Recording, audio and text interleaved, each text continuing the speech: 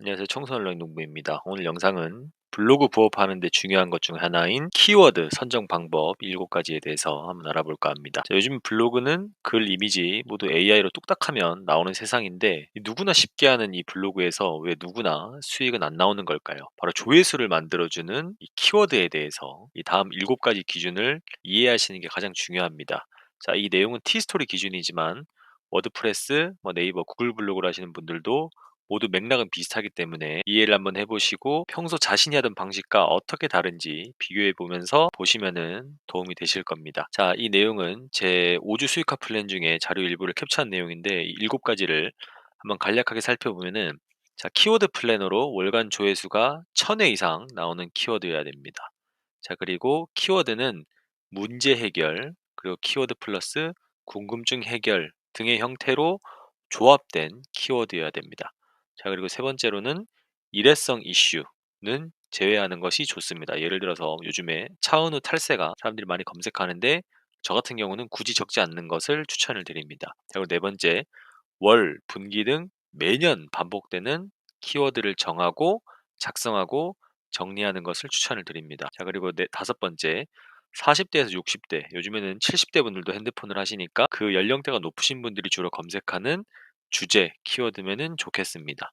자, 그리고 여섯 번째, 다음에서 해당 키워드로 검색 시에 블로그가 우선으로 노출되는 키워드라면 더 좋겠습니다. 자, 그리고 일곱 번째, 검색을 해봤는데 티스토리가 전혀 나오지 않는다라고 하면은 좀 주의를 하실 것을 당부를 드립니다. 자, 해당 내용에 대해서 제가 설명드려 보겠습니다. 자, 키워드 플래너 월간 조회수 1000회 이상이 나와야 된다라고 하는 게 어떤 의미냐면은 자, 키워드 두 가지를 한번 제가 정리를 해봤습니다.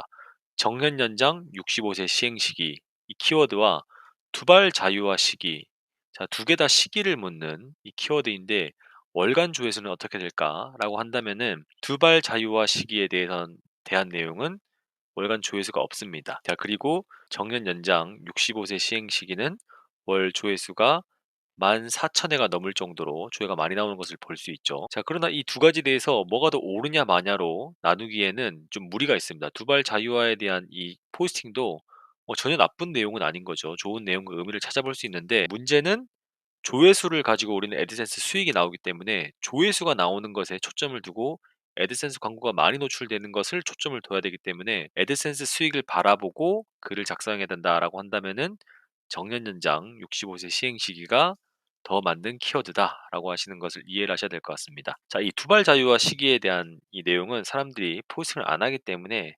작성하시면은 거의 100%는 좀 무리가 있고 99%의 확률로 아마 첫 번째 아니면 두 번째 상위 포스팅이 될 텐데 아무리 상위 포스팅이 된다라고 해가지고 조회수가 안 나오면은 돈이 안 되겠죠.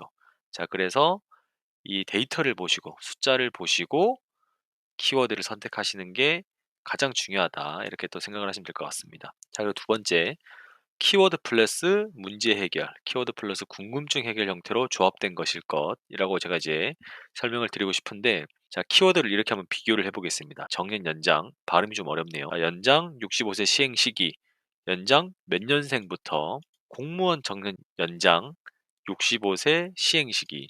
자, 보시면은 시행 시기 뭐 몇 년생부터 시행 시기 이렇게 궁금한 내용을 뒤에 조합돼서 사람들이 검색하는 것을 실제로 우리가 볼 수 있습니다. 자, 그런데 이 정년 연장에 대한 키워드는 월 11만 회가 나올 정도로 굉장히 큰 대형 키워드인데 이렇게 조회수가 많이 나온다 해가지고 좋은 키워드일까? 아니겠죠. 자, 검색하는 사람 입장에서 생각하면은 사람들은 내가 어떤 특정 키워드에 대해서 어떤 내용에 대해서 궁금한 점, 해결하고 싶은 문제점을 검색합니다. 그렇게 검색을 해야지만 빠르게 문제를 해결할 수가 있겠죠. 자, 그것을 역으로 생각해서 본다라고 한다면은 우리 블로거 입장에서는 이 정년 연장에 대한 키워드를 작성할 때 이 메인 키워드 정년 연장만 작성할 게 아니라 뒤에 반드시 궁금증, 문제 해결이 조합된 키워드를 선택하셔서 작성을 해 주셔야 된다. 이거 두 번째 이해를 해 주시면 될 것 같습니다. 자, 그리고 일회성 이슈는 제외할 것. 뭐 반드시 제외할 것은 아니지만 저는 제외를 했으면 좋겠다라는 것을 추천을 드리는 겁니다. 자, 최근에 이슈가 된 차은우 이 탈세 관련된 이슈가 사람들이 많이 검색을 하고 포스팅도 많이 하게 될 겁니다. 적어도 좋습니다. 하지만 적었을 때 이런 문제가 발생되기도 합니다. 연애 관련된 뭐 정치인 관련된 부정적인 이슈라면은 소송 문제가 발생할 수도 있습니다. 우리가 그 연예인에 대해서 긍정적인 내용을 다루어 주는 이 뉴스 블로그가 아니기 때문에 소속사나 관련된 인물들이 뭐 소송을 걸거나 부정적인 내용 혹은 뭐 평상시에 우리가 이미지를 갖다 쓸 때는 저작권에 대한 문제가 없었는데 이 부정적인 내용을 작성을 하면서 연예인들 이미지를 뭐 맘대로 갖다 쓴다라고 하면은 저작권에 걸릴 수도 있다. 이런 내용이 또 있으니까 요런 것은 주의를 해 주시면 좋겠고, 자, 운 좋게 우리가 상위에 올라간다 하더라도 트래픽을 많이 가져간다 하더라도 문제가 발생되게 됩니다. 최근에 이제 저한테도 문의를 많이 하시는 무료 트래픽도 이런 것으로 발생이 되기 때문에 주의를 하시는 게 중요할 것 같고, 어쨌든 이런 키워드는 경쟁이 굉장히 치열합니다. 그래서 초보자분들 입장에서는 작성해서 운 좋게 올라갔다 하더라도 기분은 좋겠지만 거의 바로 또 글이 내려갈 확률이 높기 때문에 또 실망으로 이어지고, 아, 나랑은 안 맞구나 하고 블로그 부업을 접는 수도 생기기 때문에 오래 하시려면은 일회성 이슈보다는 매년 반복되는, 월마다 반복되는 그런 이슈에 대해서 작성하시는 게 좋겠다라는 내용을 알려드리고 싶습니다. 그리고 네 번째로는 대중 관심이 사라지면은 더 이상 검색하는 경우가 없어서 뭐 굳이 적을 필요가 없다. 너무 단발성 키워드이기 때문에 앞으로 내가 계속 적어가야 할 내 키워드가 안 된다라는 게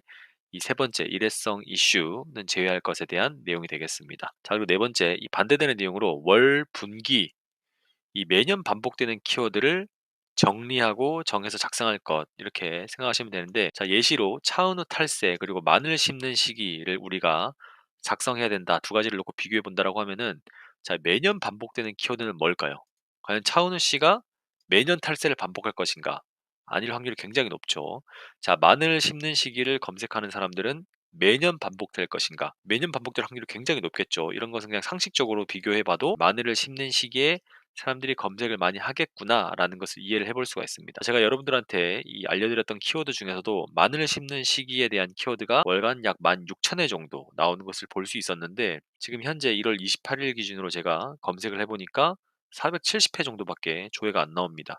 자, 이런 키워드는 결국에는 계절, 특정 월에 조회가 많이 몰린다라는 것을 우리가 이해를 할 수 있습니다. 그래서 이런 키워드는, 아, 내가 마늘을 심는 시기, 예를 들어서 뭐 9월, 10월에 마늘을 심는데 이때 작성해 두면은 좋겠구나. 관련된 포스팅을 집중적으로 좀 해서 조회수를 많이 가져갈 수 있겠네. 이렇게 생각하실 수가 있겠죠. 그런데 단순히 마늘 심는 시기가 조회수가 많이 나오더래라는 내용을 듣고 지금 작성한다라고 한다면은 뭐 470 조회수, 하루에도 15회 정도밖에 안 나오는 조회수이기 때문에 이 애드센스 수익을 얻기에는 부족한 키워드다라고 생각을 하시면 될 것 같습니다. 자, 그런데 보다 보면은, 아, 그럼 이렇게 뭐 마늘 심는 시기, 특정 월에, 특정 계절에 이런 키워드만 알아야 되는 거냐라고 할 수 있는데 아닙니다. 우리가 이 키워드를 찾다 보면은 365일 찾는 키워드들이 굉장히 많습니다. 자, 예시를 보면은 이 여러 가지 키워드 중에서 백양사 단풍 절정 시기를 제외하고서는 365일 내내 많은 사람들이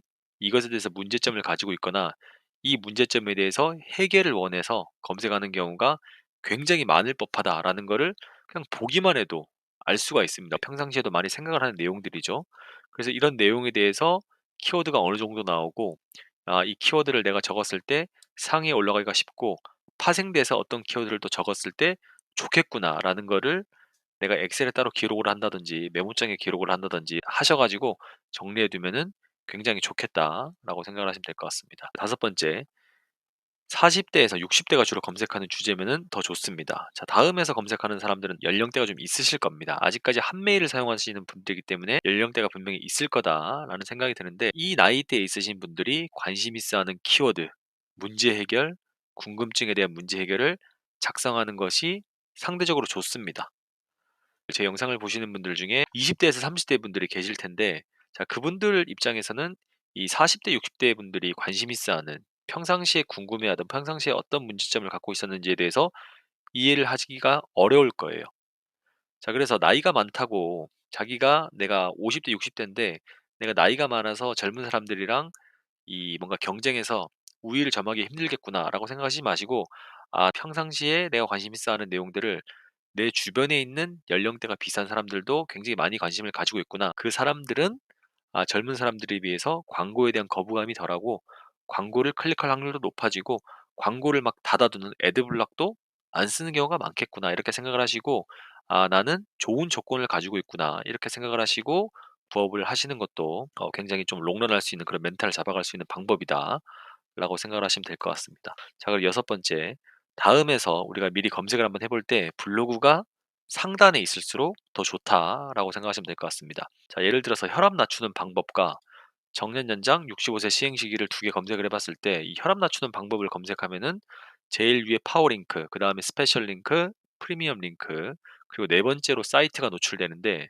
이 보시면은 이렇게 광고가 위에 굉장히 많이 뜬다라는 것을 볼 수가 있습니다. 자, 그리고 이 사이트로 내려와서 뭐 외부 유입해 놓은 거 이런 내용을 볼 수 있고 블로그가 나오는 내용을 볼 수 있는데, 자, 이런 경우는 사람들이 이 광고로 이탈되는 경우가 많겠구나라고 또 생각을 한번 해볼 수가 있을 겁니다. 자, 그리고 정년 연장 65세 시행 시기를 검색했을 때는 바로 사이트가 노출된다라는 것을 볼 수 있고, 외부 유입을 하기 위해서 이렇게 해놨구나라는 것을 또 이해를 해볼 수가 있습니다. 자, 그래서 무슨 키워드가 더 좋으냐라고 생각을 했을 때 제 기준에서는 이 정년연장 65세가 더 좋은 키워드는 것은 맞지만 두 개 다 작성해도 전혀 문제가 되지는 않습니다, 여러분.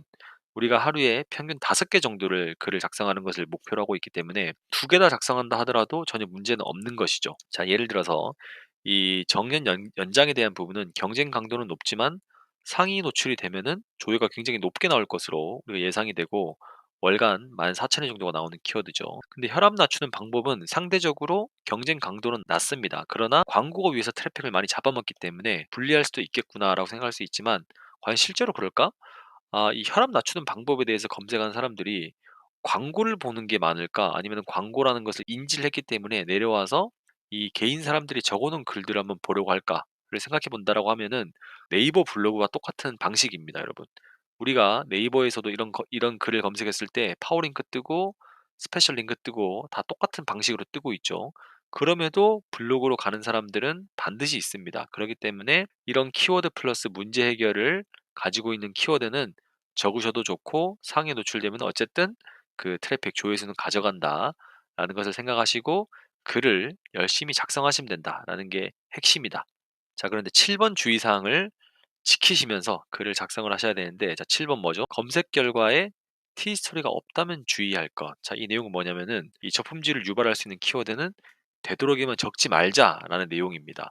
자, 우리가 흔하게 알고 있는 대출, 뭐 임플란트, 보험, 의료 서비스, 카드, 뭐 지원금 관련된 글을 적으면은 저품질로 쉽게 빠져드는 그런 경우가 많습니다. 자, 그런데 우리가 이 저품질이라고 하면은 사이트 노출이 안 되죠. 내 글이 노출이 안 되는 거기 때문에 이렇게 직접 검색을 해봤을 때 글이 없는 경우, 사람들이 저품질을 당해서 글이 많이 없구나, 사람들이 저품질을 우려해서 글을 안 줍고 있구나라고도 유추를 해볼 수가 있겠죠. 자, 그런데 이렇게 보다 보면은 예를 들어서 임플란트 의료보험 적용 대상이라고 검색을 해서 쭉 보다 보면은 사이트는 제일 위에 노출이 됐는데 티스토리 내용은 없는 것을 볼 수 있습니다. 그리고 외부입을 하는 그런 링크들은 볼 수 있는데, 우리가 이 워드프레스를 한다거나 구글 블로그를 하시는 분들은 이렇게도 할 수 있겠구나 라고 응용을 하시면 되고, 티스토리 하시는 분들은 아이코, 나는 이 임플란트나 보험에 대한 글은 적으면 안 되겠구나 라고 생각을 하셔야 됩니다. 자, 그러나 여기서 글 더보기를 눌러셔가지고 찾다 보면은 우리 티스토리 글이 있다라는 것을 볼 수 있는데, 그러면은 저 사람들은 왜 저품질을 안 당했지? 나도 적어볼까? 라고 생각하시고 적으셔도 상관은 없지만, 적으셨다가 괜히 저품질 당해서 또 그 푸는데 시간 들어가고 적어야 될 시간에 글을 못 적어서 이 날리는 시간까지 고려한다라고 하면은 저는 적지 않는 것을 추천을 드리고, 저품질을 한 번도 당해보지 않으셨던 분이라고 한다면은 한번 적으셔 가지고 저품질 당해보는 것도 좋은 경험이다, 이렇게 말씀을 드리고 싶습니다. 자, 7가지를 다 설명을 드렸는데 이 내용을 정리를 한번 해보면은 반드시 지켜야 하는 최소 기준은 1번과 2번입니다. 키워드 플래너에서 최소 1000회 이상이 나오는 것을 키워드를 선택을 해야 되고, 키워드는 반드시 문제 그리고 궁금증을 조합한 키워드여야 된다. 이것은 반드시 지켜주면은 좋다라고 생각하시면 되고, 지켜주면은 뭐 시너지가 좋다, 안 지켜도 상관없지만 지켜주면은 효과가 더 좋다라고 하는 것은 4번과 5번입니다. 자, 월, 뭐 계절별, 분기별, 매년 반복되는 키워드를 정하고 정리해서 작성할 것, 그리고 40대에서 60대 나이가 많은 분들이 주로 검색하는 주제나 키워드를 떠올려서 그것으로 작성하는 것이 좋다라고 생각하시면 될 것 같습니다. 자, 그리고 해도 상관은 없지만 내가 블로그를 저품질 안 당하고 오랫동안 꾸준하게 수익을 얻고 싶다라고 한다면은 3 번, 6 번, 7 번은 좀 주의를 해 주시면은 좋겠다라는 것을 알려드리고 싶어요. 자, 3 번, 6 번, 7 번은 일회성 키워드, 그리고 블로그 검색했을 때 블로그가 상위에 노출되고 있는지, 혹시 티스토리는 노출되고 있는지 없는지, 이런 것을 체크를 하셔서 키워드를 선택하시면 좋겠다라는 것을 이해를 해 보시면 좋겠습니다. 자, 여러분들이 평상시에 하던 방식과 어떻게 다른지 한번 비교를 해 보시면 좋을 것 같고, 자, 책을 구매하신 분들 입장에서는 이렇게 책을 구매한 사람들도 있는데 이렇게 영상으로 무료로 그냥 알려주면은 책 구매한 사람들은 뭐가 되냐라고 할 수 있는데, 자, 제가 생각하기에는 이렇습니다. 무료라서, 이 영상 자체는 무료지 않습니까 지금? 무료라서 그냥 '그렇구나.' 하고 넘어가는 사람들이 80% 이상입니다 여러분. 사실상 90% 이상이 될 겁니다. 무료이기 때문에 '큰 도움되는 자료는 아닐 것이다.'라고 생각하는 사람들이 굉장히 태반이고, 제 책을 구매하셨던 분들 중에서도 이 비용이 얼마 안 하기 때문에 열심히 안 하시는 분들도 굉장히 많아요. 저는 50% 이상일 거다라고 생각하고 있습니다. 왜냐면 치킨 한 마리 값도 안 되기 때문에 사실상 구매하고 나서 굉장히 여기에 대한 기회비용을 높게 잡는 분들은 없을 거라고 생각해요. 자, 그럼에도 불구하고 열심히 하시는 분들은 영상으로 이렇게 풀어 주시니까 이해도가 더 높아지고 '응용해서 할 수 있는 부분이 더 많겠구나.' 이해도를 더 높일 수 있을 겁니다. 자, 그리고 어차피 블로그는 이 키워드만으로 하는 게 아니라서, 키워드를 찾는 방법, 정하는 방법을 알려드린다 한다 하더라도 경쟁이 결코 치열해지지 않기 때문에 전혀 문제가 되지 않는다. 오히려 열심히 하시는 분들은 이 영상 보시면서 더 이해도를 높이고 더 쉽게 더 열심히 할 수 있다라는 걸 생각하시면 될 것 같습니다. 자, 그리고 참고 사항으로 이 키워드 플래너, 제가 이 엑셀로 정리하는 거를 찾다 보니까 그 자료에 안 넣어 둔 것 같아서, 이 아홉 번째 챕터에 돈 되는 글쓰기 5주 실천 가이드 링크에다가 넣어 놨으니까 여기 들어가셔서 하는 방식이랑 보시면 될 것 같습니다. 자, 이제 7 가지 방식을 이해하셨다면은 '나는 좀 더 쉽게 수익을 만들고 싶다.' 그러신 분들은 고정 댓글을 참고하시면 좋을 것 같습니다. 오늘 영상 여기까지고, 보시면서 궁금하신 내용 있으시면은 댓글로 남겨 주시면은 감사하겠습니다.